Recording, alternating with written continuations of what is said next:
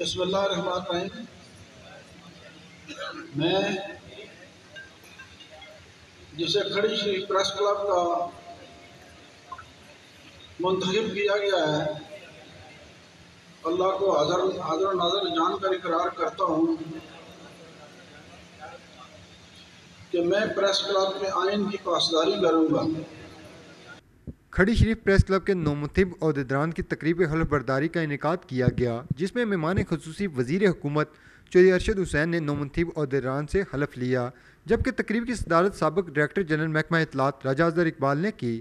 تقریب حلف برداری میں سیاسی و سماجی شخصیات، وکلاء سمیت میرپور، منگلا اور جاتلاں کے صحافیوں کی کثیر تعداد نے شرکت کی۔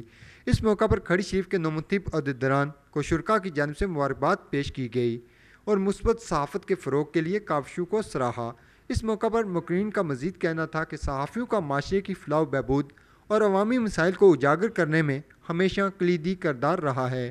تقریب سے خطاب کرتے ہوئے مہمان خصوصی وزیر حکومت چودھری ارشد حسین نے کھڑی شریف پریس کلب کے نومنتخب عہدیداران کو مبارکباد پیش کی اور اپنی جانب سے کھڑی شریف پریس کلب کے لیے اراضی دینے کا بھی اعلان کیا۔